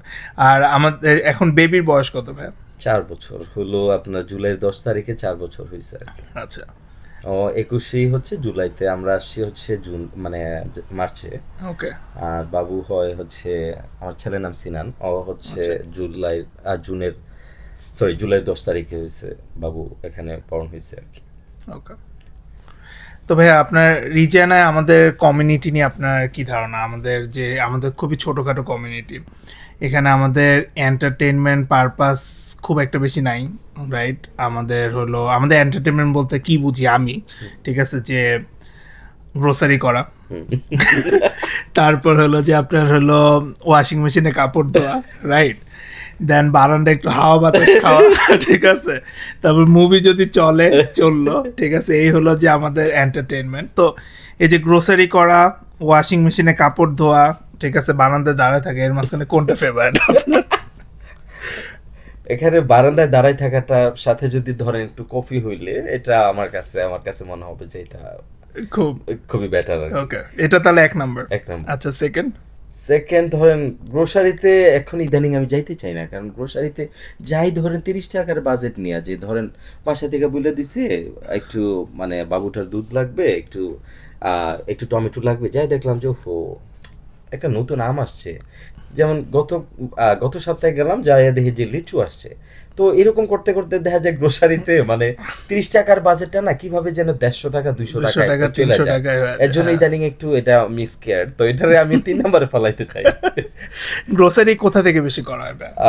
Super store থেকে ম্যাক্সিমাম টাইম করি, কারণ ওখানে দেখা গেছে আমার যে জিনিসগুলো রেগুলার লাগে ওগুলো একটু চিপ মনে হয় আমার কাছে। আর ওয়ালমার্টে দেখা গেছে যাই মাঝে মাঝে, যখন দেখা গেছে কয়েন না থাকে, কারণ সুপার স্টোর বড় চ্যালেঞ্জ হচ্ছে 1 টাকার একটা কয়েন। এটার জন্য যে কত 2 টাকা দিয়ে চাবির রিং কিনছে, আই হ্যাভ নো আইডিয়া। তো এটা হচ্ছে যখন কয়েন না থাকে তখন হ্যাঁ সুপার স্টোরে মানে ওয়ালমার্টে যাওয়া হয়। আর মাঝে মধ্যে হোলসেল ক্লাব, বাট হোলসেল ক্লাবে যে যদি দেখা গেছে আমি এটা করতে পারি না কোনো সময়। আর কস্কোতে ধরেন আমি এই পর্যন্ত রেজাইনে আসার পরে 2বার আমি শপিং নিয়ে গেছি, বাট আমি আর মনে হয় না এটা খুব একটা সেভিং। আমার কাছে মনে হয় ধরেন সিটির একটা লম্বা দূরে যায়া 10-15 মিনিট আধা ঘন্টা সময় অপচয় করে তারপরে ওখানে কিউতে থাইকে আপনার আবার পে করা বা করা, আমার কাছে তার মানে একটু হ্যাসেল মনে হয় আর কি। আর জিনিসপত্র যে আমারই খুব বেশি না কোয়ান্টিটি কিনলে আপনি দেখা গেছে ওখান থেকে সেভিংস আমার মনে হয় না। তো হঠাৎ করে মাঝে মাঝে মনে হয় যে ঠিক আছে 1 ঘন্টা নিলে এক্সট্রা ওভার টাইম করে ফেলাম, মনে ঠিক আছে কস্কো বাদ দিয়া সুপার স্টোরে কাজ চালাই দেয়া আপাতত। এইতে কমিউনিটি গ্রোসারি সবগুলো কেমন লাগে? কমিউনিটি গ্রোসারি এটা ভাই একটা বিগ ডিফিকাল্ট একটা কোশ্চেন করছেন, কারণ এখানে ধরেন যখন শুনলাম যে হ্যাঁ হালাল মাংস বেচা হয়, তো এটা তো আমরা এজ এ ধরেন বাঙালি হিসেবে বা আমরা যারা বাংলাদেশি বা মুসলিম হিসেবে আমরা যখন হালালের কথা চিন্তা করি, আমি খুব ফ্রাস্ট্রেটেড এই বিষয়গুলো নিয়ে, যে হালালের অপশন যখন আছে এটা তো খুবই একটা ভালো অপশন, অপরচুনিটি। তো এখানে আসার পরে কারণ যদি ধরেন সুপার স্টোর বলেন বা ওয়ালমার্ট বলেন, ওখান থেকে আনলেও হোল আনতে হবে, আইনা কাটতে হবে, it's a big challenge, right? তো আমাদের যেহেতু এখন বাঙালি শপ আছে বা এখানে দেখা গেছে পাকিস্তানি বেশ কিছু দোকান আছে, তারপরে অ্যারাবিক কিছু দোকান আছে, তো আমরা যেহেতু বাঙালি চিন্তা করবো যে হ্যাঁ আমাদের বিজনেসটা বাঙালি ভাই করুক। যখন দেখলাম যে তাদের মোরালিটি বা ইথিক্স এর ভিতর বেশ কিছু ইস্যু, কারণ আমি নিজে যখন সাক্ষী হয়ে যাই তখন তো এটা ডিফিকাল্ট, রাইট? ধরেন এমনও সিচুয়েশন গেছে, আমি নাম বলবো না, দেখা গেছে আমি কুরবানি করতে গেছি, ওই ভদ্রলোক হচ্ছে দোকানে বিভিন্ন লোক শেয়ার দিতে আসছে, শেয়ার নিছে, দেওয়ার পরে দেখলাম যে ওনার গরুটা জবাই দিছে হচ্ছে ক্যানাডিয়ান, সে তো তারা যদি বলেন যে ভাই আল্লাহু আকবার, আমার নাম ঠিক করে কইতে পারে না ভাই, আমার নাম আরিফ, আমার এটাকে এরিফ, তো আমি মাঝে মাঝে কনফিউজ হয়ে যাই। তো ওই লোকরে দিয়ে ধরেন আল্লাহু আকবার বলানোটা সম্ভব না, এটা আমার সেন্স বলে আর কি। তো যাই হোক, আমি যখন পরে আইডেন্টিফাই করলাম যে সে তো হালাল তো যতগুলা শেয়ার নিছে তাদের তো হালাল হইলো না, বাট হ্যাঁ যে কিনে নিছে তারা হয়তো তাদের দিক থেকে হয়তো বা তারা এই জিনিসগুলো একটু আমার কাছে মনে হয় যে এখানে বিজনেসের পারপাসে হোক বা যাই হোক, কারণ আমরা যারা এখানে কমিউনিটিতে আছে আমরা সবাই সবারই হেল্প করার চেষ্টা করি। ধরেন 20% মানুষ 15% মানুষ এটা থাকবেই, বা 10% মানুষ তারা হচ্ছে পছন্দ করবে না, কম্পিটিটর থাকবে বা তাদেরকে পছন্দ করবে না, এটা খুবই স্বাভাবিক। আমি আরিফ, আমাকে ধরেন মানে সবাই পছন্দ করবে এটা এরকম, আমি তো বিরিয়ানি হইতে পারবো না, আমার তো সবাই পছন্দ করবে, এলাচি থাকবে, হ্যাঁ থাকবে, তাও বিরিয়ানি তো সবাই খায় না। তো এই নিয়ে তো আমার কাছে মনে হয় যে আমরা যদি 90% মানুষের যদি মানে বিজনেসটা পাই ইথিক্স ধরে রাখা, তখন দেখা গেছে it's a really good deal. হ্যাঁ, ওটা আমাদের হলো, আমি নিজে সাফার, আমি নিজে সাক্ষী, আমি দাঁড়াই ছিলাম। ধরেন আমি মিষ্টি কুমড়া বলতেছে বাংলাদেশ থেকে আসছে, তো আমি যে গল্পের ছলে বলতেছি ভাই এই মিষ্টি কুমড়া তো ভাই 3 টাকা দিয়ে পামকিন কয়ে ব্যস্ত আছে সুপার স্টোরে, আপনি কইতেছেন মিষ্টি কুমড়া। আমি একটু চাইটা দেখি যে ভাই মানে পামকিনের যেটি পামকিন বেচে সেম শীত তো এখানে দেখা গেছে বাংলাদেশের বইলা দেখা গেছে চালাই দিতেছেন, এটা তো ঠিক না। আবার বাংলাদেশি বললে তো আমাদের একটা ফিলিংস যে না এটা বাংলাদেশ থেকে আসে, এটা তো এক্সপেন্সিভ হবেই, রাইট? এটা তো ধরেন যখন 3.5 টাকা একটা মানে পামকিন থাকে, তো 3.5 টাকা দিয়ে কিনতে গেলে না মনে হয় যে এত বড়টা দিয়ে কি করবো। তো ঠিক আছে, মানে দোকানে বাঙালি দোকানে গেলাম যে ভাই আমারে 2 পাউন্ড দেন, একটা চিজ দিল, খুশি, হ্যাঁ দেখতেই তো ভালো লাগে, বাংলাদেশ থেকে আসছে না, তো এটার দাম 12 টাকা, ঠিক আছে এটা তো ফেয়ার, কারণ 12 টাকা দিয়ে তো এটা কিনবো, রাইট? কারণ বাংলাদেশ থেকে এত দূর থেকে আসছে ভাই, আপনারা যদি 15 টাকা 20 টাকা দিয়েও যদি কয় যে ভাই এই এক চিজ বাংলাদেশ থেকে আইনে দিয়ে, আমার দ্বারা তো সম্ভব না। আপনারও যদি বলা হয় যে 100 টাকা দিমু এক চিজ আইনা দাও, পারবেন না। তো জিনিসটা হলো তো অনেকটা ভিতর থেকে ভালো লাগাটা কাজ করে আর কি। এবং আমি দেখছি, কারণ আমিও এটার আগে আমিও কিনে নিয়ে গেছি বাসায়, তো আমি নিয়ে যেয়ে যখন সেম জিনিস যখন খাইলাম, আমার কাছে তখন একটা বাংলাদেশি ফিল আসছে, কারণ ভিতরে তো একটা মানে মেন্টাল স্যাটিসফ্যাকশন যেটা বাংলাদেশ থেকে আসছে। তো আমি বললাম যে এইটা মনে একটু পাইনচা পড়ছে, তো পরে দেখি যে না আসলে তো এটা বাংলাদেশি পামকিন না, এটা তো বেসিক্যালি কানাডিয়ান পামকিন বা ইউএসএ থেকে আসছে বা মেক্সিকো থেকে আসছে, এই পামকিন এখানে হচ্ছে বিক্রি হচ্ছে। তখন আমার কাছে তখন একটু কষ্ট পাওয়া শুরু করলাম, যার কারণে দেখা গেছে একটু দূরে দূরে সরে আসি। তো এখন দেখা গেছে খুব নেসেসারি না হইলে চেষ্টা করি না যাওয়ার। এখন বলতে পারেন যে ভাই তাহলে তো তাদের, কারণ তারা যতদিন পর্যন্ত ওই ইথিক্সের জায়গাটা ঠিক না করবে ভাই, কারণ বিজনেস বলেন বা যেই কাজটাই করুক না কেন, আপনি দিন শেষে মানে কানাডাতে আমরা যদিও বলে, যেমন আমার বাবা আমাকে বলে যে তোমার টাকা 100% হালাল বা এইরকম একটা মানে আমরা সবাই এটা ফিল করি যে আমরা এখানে যারা কাজ করি, কারণ এখানে তো ইলিগালের সুযোগ নাই, রাইট? কারণ এখানে মানে ট্র্যাপ এন্ড কপটা হচ্ছে খুব ইজি, আপনি এখান থেকে বের হইতে পারবেন না।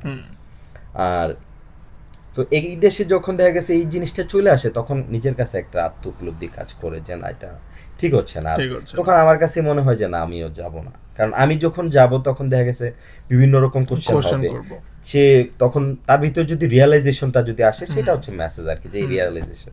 হ্যাঁ, যদিও বেশ কয়েকবার চেষ্টা করছি বেশ কয়েকজনের সাথে যে ফেস টু ফেস কথা বলা, তো পরে দেখলাম যে না এটাতে অন্যভাবে একটা টোন ছড়াইছে যেটা আমি এখানে বলা যাবে না, এটা বলা যাবে না। তো পরে এমন ভাবে ছড়াইছে যে হ্যাঁ আমি এমকের সাথে চলি, দেখা দেখা গেছে আমি মানে দোষ খুঁজার চেষ্টা করি। তো এই জিনিসটা যখন আসছে তখন আমার কাছে মনে হচ্ছে যে না ইটস টু মাচ। ওইটা আমার কাছে যে জিনিসটা একটু ডিফারেন্ট মনে হয় সেটা হলো কি যে আমরা ইন কানাডায় যেরকম, যেমন আপনি সেলসে জব করেন, রাইট? আমিও সেলসেই আছি ইনডাইরেক্টলি। তো আপনার হলো আমাদের ক্ষেত্রে মনে হয় যে আমরা কাস্টমারকে যেভাবে প্রায়োরিটি দিই, ঠিক আছে, এই সেম জিনিসটা আমরা শুধুমাত্র আমাদের কমিউনিটির লোকদের সাথে ক্লোজ বলে আমরা এই জায়গাটা থেকে সরে আসতেছি, রাইট?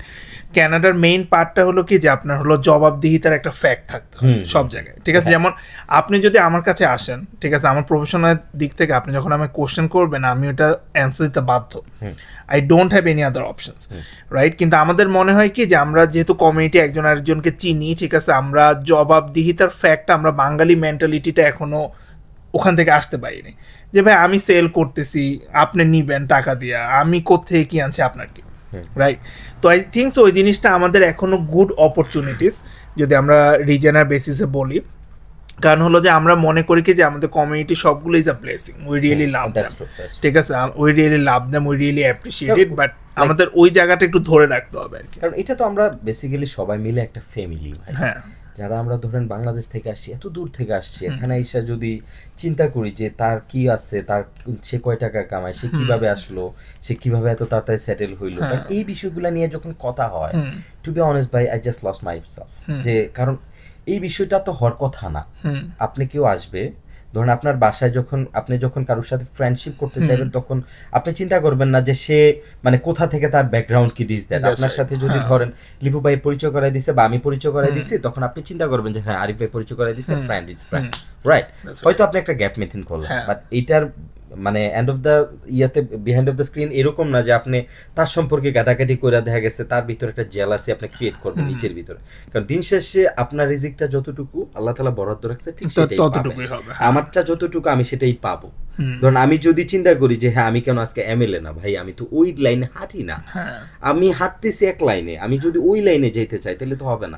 এখন দেখা গেছে আপনি যদি আপনি যে কাজটা করতেছেন ওই জায়গা থেকে আপনি চেষ্টা করবেন যে আপনার মানে পজিশন আপ করার, বাট আপনি যদি অন্য কারোর মানে প্রবলেম ফাইন্ড আউট করতে চান, যেমন আমি বাঙালি বেশ কিছু প্রোগ্রামে আগে যাওয়া আসা খুবই ছিলাম, যখন দেখলাম যে আমার ওয়াইফ একদিন আমাকে এসে বলতেছে, আমার জিজ্ঞাসা করতেছে যে তুই পয়লা বৈশাখে কেন শাড়ি পরো নাই, তো আমি বললাম যে তুমি কি বলছো, পরে বলতেছে সে আমার সাথে রাগ করতেছে, স্বাভাবিক, যেহেতু আমি তাকে জোর করে নিয়ে গেছি, সে কারোর সাথে খুব একটা মিশে নাই, একটু ইন্ট্রোভার্ট, তো আমি জোর করে নিয়ে গেছি। এখন আমি হচ্ছে পুরো এক্সট্রোভার্ট একজন মানুষ, সবার সাথে মিশি, আমি সবার সাথে আলুর মতো মিশি, যে আমার পছন্দ করুক বা অপছন্দ করুক মিশি, বাট আমার ওয়াইফ হচ্ছে একদম অপোজিট। তো আমি তাকে নিয়ে গেছি, পরে দেখলাম যে আমার ওয়াইফ হচ্ছে ওখানে খুব হার্ট হয়েছে, বিভিন্ন রকম কথাবার্তা দিস দেয় যে আমার ওয়াইফ আর একটু ভালো থাকা উচিত, এই করা উচিত, সেই করা উচিত।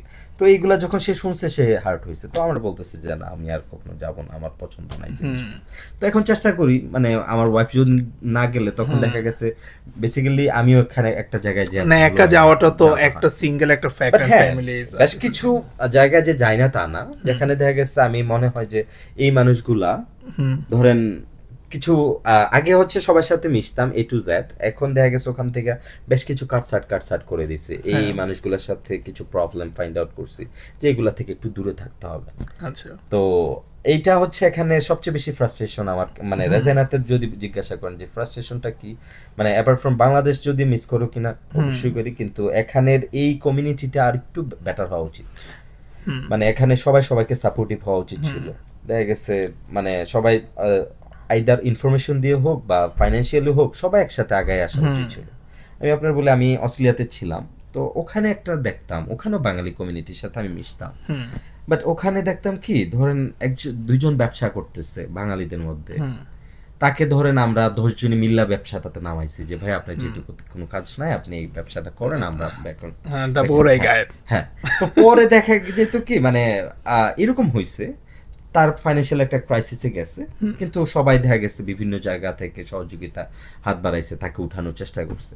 তো হ্যাঁ ওখানেও যে খারাপ ইয়া নাই, কারণ বাঙালিদের ভিতরে আমাদের তো হিংসাটা সবচেয়ে অনেক সবসময় অল দ্য টাইম, আর ব্যাক বাইটিংটা এত বাজে একটা বিষয়, ধরেন সবাই ব্যাক বাইটিং করতে পছন্দ করে, I have no idea like কেন, এটা কি কারণ জানি না, এত সময় কোথায় ভাল লাগে কারণ বাংলাদেশে তো এটা চলতো, বাংলাদেশে ধরেন চায়ের দোকানে বসা গল্প করার মতো তো কিছু থাকতো।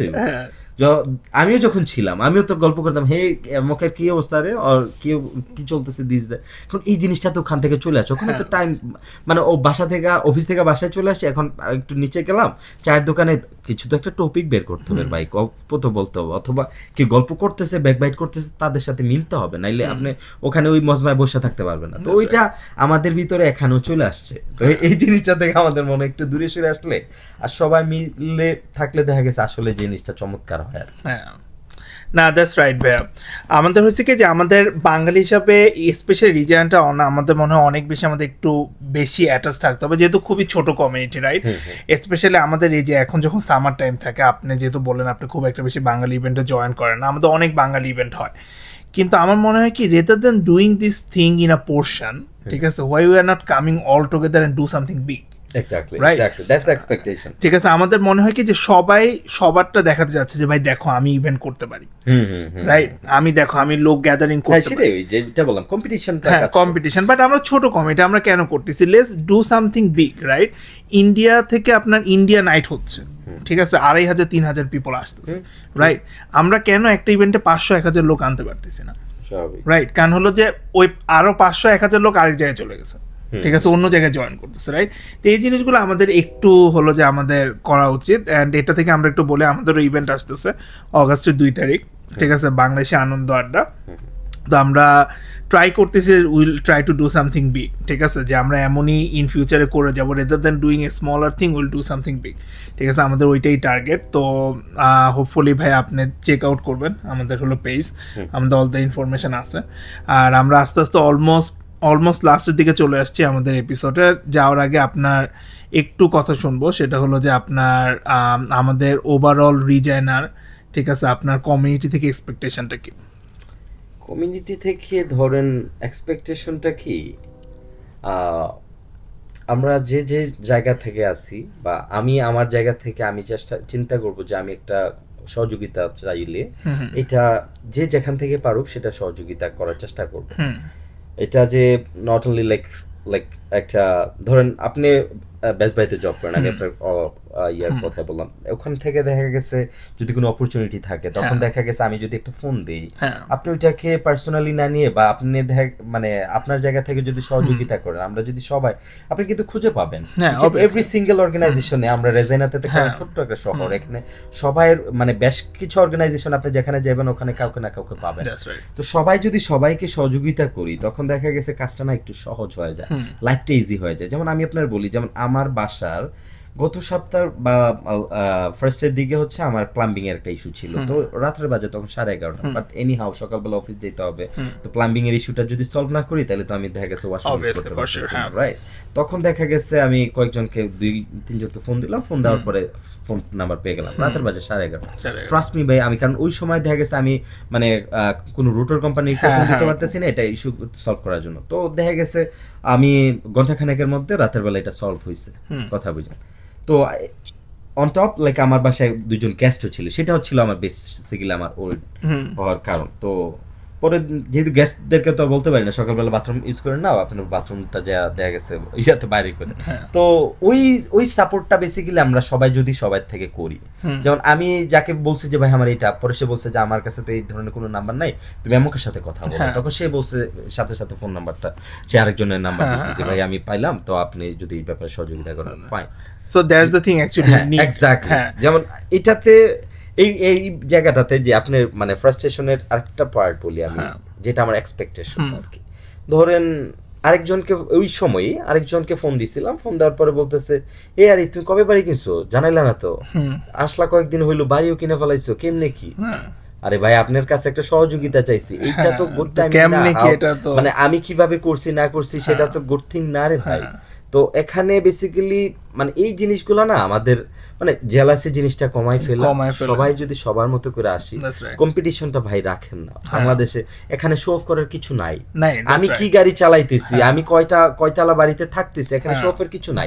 মানে এটা হচ্ছে আমার সবচেয়ে বড় মেসেজ আমার আপনাদের মানে চ্যানেলের মাধ্যমে দিতে চাই, যে এখানে কম্পিটিশনটা বা শো অফটা এই দেশে কেউ কাউকে মানে না।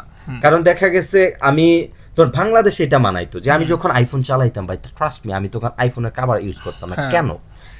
এজ এ সেলসম্যান হিসেবে আমি তখন মনে করতাম আমার আইফোনটা একটা ভ্যালুকে ক্রিয়েট করে। কিরকম আমি যখন দেখা গেছে একটা জায়গায় মিটিং করতে যেতাম, সে ফলো করতো কি ফোন ইউজ করতেছে, তার হাতে কি আইপ্যাড নাকি অ্যাপেলের ল্যাপটপ চালায় নাকি এইচপি চালায় না এটা চালায়, তার জুতাটা কি, তার ড্রেসটা কি, এই সেগুলা বাংলাদেশে খাইতো।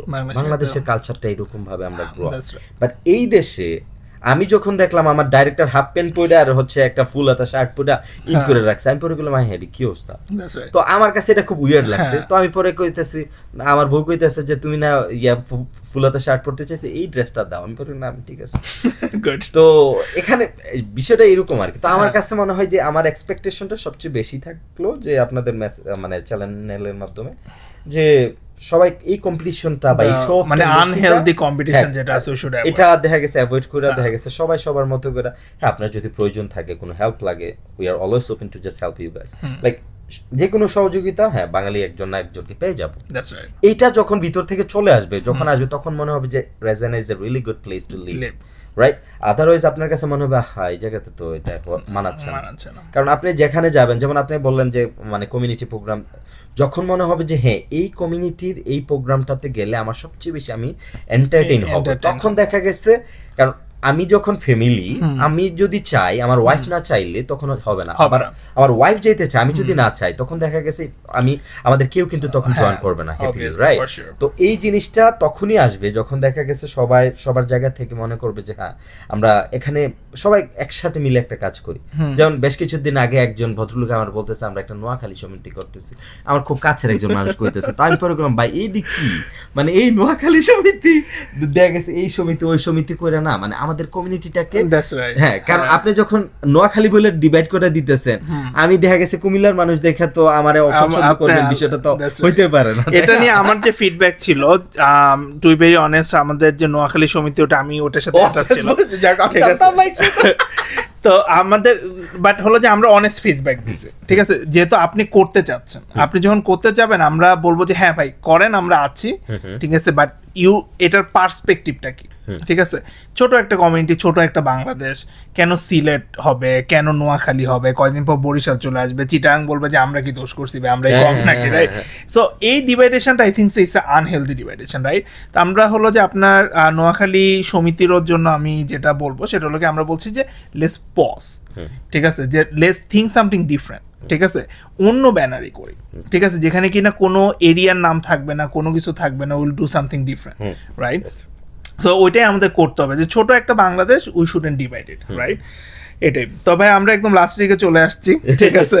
সেটাই আমার কথা হলো আমরা একটা ফ্ল্যাগ ক্যারি করি, আর এত দূরে থাকি ভাই, এখানে ধরেন আমি যদি আল্লাহ না করুক আমি যদি মারা যাই, আমাকে কিন্তু যারা দেখা গেছে মানে রাজশাহীর মানুষ, তারা কিন্তু চিন্তা করবে না সে রাজশাহীর ছেলে না। আমরা কিন্তু সবাই একসাথে গেট টুগেদার হবে, হয়তো বা হবে, মানে যদি নসিবে থাকে। তো যেহেতু আমরা সবাই মিলিত হইতেছি একটা সার্টেন পিরিয়ডে, যে আমরা সবাই মিলিত হইতে পারতেছি, তো এইরকম ধরেন এরকম ছোট ছোট ডিভাইড করার কারণে না দেখা গেছে জিনিসগুলো না একটু ক্লামসি হয়ে যায়। তখন দেখা গেছে কম্পিটিশনটা এখান থেকে শুরু হয় যে ও এই মানে রাজশাহীর মানুষজন এত বড় একটা প্রোগ্রাম অর্গানাইজ করেছে, আমরা নোয়াখালীর মানুষ কি করলাম, আমরা কুমিল্লার মানুষ কমু যে আমরা কি করলাম, ঢাকার মানুষ কি, আরে আমরা তো ঢাকা বাংলাদেশ চলে, আমরা তো তাহলে আরো বড় করতে। তো এরকম কম্পিটিশনটা যদি চলে আসে তখন it's a really big difficult. কারণ এখন যেমন সাসকাটুনে, আমি আপনার সত্য কথা বলি, সাসকাটুনে নেক্সট উইকে একটা প্রোগ্রাম আছে, সিলেটের চিটং এর একটা বড় প্রোগ্রাম, ওখানে আমি দাওয়াত পাইছি সাসকাটুনে একজনের থ্রুতে। তো আমি পরে বললাম যে এটা কিসের, কারণ ওখানে তো বেশ কিছু বড় গ্রুপ চলে আসছে। তো কারণ আমরা সবাই জানি মোটামুটি যারা ধরেন এখানে অনেকদিন ধরে, তো এইগুলা ক্রিয়েট হওয়ার কারণটা কি, ধরেন এরকম ছোট ছোট বিভিন্ন গ্রুপ করার কারণ। আর আমরা যদি ধরেন একটা ফ্যামিলির মধ্যে 10 জন থাকলে 2 জন মানে কথা শুনবে না, সেটাই স্বাভাবিক, তাদেরকে দেখা গেছে মানায় চলতে হবে। কারণ আমরা ধরেন আমি আমার ফ্যামিলির, আমার বাবা মা সহ আমার ফ্যামিলির 10-12 জন মানুষজনকে চালাইতে না আমার কষ্ট হয়। তো এত বড় একটা অর্গানাইজেশন, মানে একটা যদি গ্রুপ করা হয় বা একটা গেট টুগেদার হোক, এখানে ওই জিনিসগুলোর অ্যাকসেপ্ট করার ক্যাপাবিলিটিও থাকতে হবে। কারণ ওই জিনিসগুলো যদি আপনি অ্যাকসেপ্ট না করতে পারেন, তাহলে আপনি মানে তাহলে আপনার জন্য ওই সোশ্যাল ওয়ার্কটা না, বা এখানে ইনিশিয়েটিভ নেওয়াটা আপনার জন্য না। যারা দেখা গেছে এগুলো হজম করতে পারবে, যেমন আমি আমার খুব শ্রদ্ধেয় বড় ভাই একজন দেখা গেছে কুরবানি খুব মানে চেষ্টা করছে, করার পর দেখা গেছে বেশ কিছু ফিডব্যাক পাইছে, আই ওয়াজ উইথ হিম, ওকে? তখন আমার কাছে সে কষ্ট পাইতেছিল, আমি বললাম যে ভাই এটাই তো লাইফ, মানুষের জন্য বলবেন। তখন হঠাৎ করে মনে হইলো যে শেরে বাংলা একেএম ফজলুল হকের গল্প ভাইকে শোনাইতেছিলাম, যে ভাই তার কাছে 10 টাকা চাইছিল, তার কাজের লোক এসে বলতেছে যে আমার মেয়ের বিয়ে, আমার 10 টাকা লাগবে। শের বাংলা একেএম ফজলুল ওই সময় লম্বা ঘটনা। তো সে 12 টাকা দিছে, দিয়ে বলতেছে এই 10 টাকা তোমার উপকার করলাম তোমার মেয়ের বিয়ে অর্গানাইজ করার জন্য বা খরচ করার জন্য, আর 2 টাকা 1 টাকা দিয়ে কিছু বাস কিনবে, আর 1 টাকা দিয়ে কিছু লোক ভাড়া করে আমার মারবা। ঠিক আছে, কখন মারবা, যখন আমার সিচুয়েশন খারাপ হবে। কারণ আমাদের টেন্ডেন্সিটা তো এরকম, ধরেন যে উপকার করলো সে যেন এখান থেকে অনেক কিছু হাসিল করে ফেলে। তো আমাদের ভিতরে এই টেন্ডেন্সিটা আনা যাবে না, কারণ এখানে তো সবকিছু ট্রান্সপারেন্ট হয়ে যায়। সবকিছু। তো এটাই হচ্ছে আমার এক্সপেকটেশন আপনাদের চ্যানেলের থ্রুতে, যে আমরা এই ছোট ছোট গ্রুপগুলা থেকে সরে এসে যদি দেখা গেছে আমরা will just make a really big, আমরা তখন দেখা গেছে সবার ভিতরে হয়তো 100 জন আমাদের প্রোগ্রাম হইলো, 100 জনের ভিতর 10 জন অপছন্দ করবে, এই 10 জনকে আবার দেখা গেছে আমি যদি মেসেজটা ক্যারি করে দিই, 10 জন আসলো না এই প্রোগ্রামে, আমি যদি মেসেজটা ক্যারি করি ভাই ওই প্রোগ্রামটা কিন্তু ভালো ছিল, সবাই কিন্তু খুব জলি ছিল, সবাই আনন্দ করছি, করছি, নেক্সট টাইম কিন্তু মিস করবেন না, তখন কিন্তু নেক্সট ইয়ারে বা আমরা যদি 6 মাস পরেও যদি এই প্রোগ্রামটা করি তখন কিন্তু এই মেসেজটা দিলে সে হয়তো ইন্টারেস্টেড হবে। তো এইভাবে কিন্তু আপনি ট্রান্সফার মানে তাকে মানে একটা সিচুয়েশন থেকে আরেকটা পর্যায়ে তাকে চেঞ্জ, মানে আমরা যেটা বলি যে ডিটেক্টর থেকে আপনার হলো নিয়ে আসা। আর যদি ধরেন আমরা ওইরকম ভাবে আলাদা আলাদাই থাকতে থাকি তখন দেখা গেছে এরকম লোকজন বাড়বে, আপনাদের নোয়াখালীর লোকজন বাড়বে, আমার লোকজন বাড়বে, এরকম করে বাড়তে বাড়তে দেখা যাবে যে সবাই গ্রুপিং হয়ে গেছে। কারণ হয়তো 50 বছর পরে রেজেন আরো বড় হবে, আরো বেশি আসবে। তো এটাই হচ্ছে আপনাদের চ্যানেলের থ্রুতে হচ্ছে আমার সবার কাছে message, let's do something together. এবং আমরা হচ্ছে যেহেতু আমরা একটা ফ্ল্যাগ ক্যারি করি, আমরা সবাই যদি একত্রে থাকি, ইথিক্স বজায় রাখি, সবাই সবার জায়গা থেকে হেল্প করার চেষ্টা করি, really it's a really good place in Canada. কারণ আমরা এখানে খুব বড় একটা শহর না, যানজট খুব একটা নাই, এর জন্য আমার খুব ভালো লাগে। আর এই তো সবকিছু মিলে খারাপ চলতেছে না, আমি হ্যাপি। যদিও দেখা গেছে কেউ যদি জিজ্ঞাসা করে যে ভাই আপনি কেমন লাগতেছে, ভালো লাগতেছে, তো প্রথমে অনেক ভালো কথা বলি। আর যদি কেউ আসতে চায় তখন আমি তাকে বলি যে আপনি জানেন যে কানাডার সবচেয়ে মানে জব পার্সেন্টেজ যদি বলেন, জব স্যাটিসফ্যাকশন ইজ 7 to 8%। যে যারা হচ্ছে বাংলাদেশ থেকে হোক বা ইমিগ্রেন্টরা 7 to 8% যারা বাংলাদেশ থেকে আসে ওদের ভালো লাগতেছে, দেখা গেছে তাদের কাছে হচ্ছে স্যাটিসফাইড জব নিয়ে, কারণ তাদের যে প্রিভিয়াস জব ছিল ওই জব ক্যারি করতে পারতেছে বা ওইটা থেকে বেটার জব পাইছে। আর বাকি যাদেরকে বলেন এখানে হচ্ছে বাকি মানুষগুলা দিস অর দ্যাট ওয়েতে একটা অড জব হোক ইয়া হোক বা অন্য ট্র্যাকের জব করে সার্ভাইভ করতেছে এখানে। কারণ এখান থেকে যদি বাংলাদেশে ব্যাক করে, যেমন আমি বলি আমি আর এক অর্গানাইজেশনের নাম বলবো না, তো ওই অর্গানাইজেশনে হচ্ছে একজন ভদ্রলোক হচ্ছে কানাডাতে আসছিল, 9 মাস থেকে ব্যাক করলো, তখন আমরা এই গল্প করতেছিলাম কানাডাতে কোনো কিছু করতে পারে নাই, এরকম লোকে কানাডা টিকতে পারে কিনা। তো কানাডা থেকে ব্যাক করছে, তো বেসিক্যালি বিষয়টা তা না, সে হচ্ছে পরে যখন খুব ডিপলি জানলাম বেসিক্যালি সে হচ্ছে একটু ফ্যামিলির সাথে অ্যাসোসিয়েশনটা খুব বেশি ছিল, ফ্রাস্ট্রেশনে ভুগত, যার কারণে দেখা গেছে সে এখান থেকে ব্যাক করে চলে গেছে, আনমেরিড ছিল, তার এখানে কেউ ছিল না, আর এখানে লাইফটা তো একটু হেডক্রিক, খুবই হেড। তো ব্যাক করে দেখা গেছে বাংলাদেশে, তো বাংলাদেশের মানুষের কাছে মানে অ্যাকসেপ্টেন্স কিন্তু খুব বেশি না, ঠিক আছে, তাকে একটু আর চোখে দেখো, কানাডাতে কিছু করতে পারে নাই, এর জন্য আবার বাংলাদেশে ব্যাক করে আসছে, 2-4টা ভালো ইংলিশ বিদেশ ফেরত। থ্যাংক ইউ সো মাচ ভাই আসার জন্য। আমরা আমাদের এপিসোডটা এখানে শেষ করে দিব। After long time our episode number 7 is going to be live soon. Stay tuned with Regina Anchors. Lots of things will be happening. Regina Anchors will be doing so many things. So many exciting things are coming up on our channel. Like, comment, share, guys, and be engaged in our Facebook page. And that's all we want from our page. Thank you so much for watching this show, and thank you so much, Arif, for coming. Thank you. Thank you. You're welcome.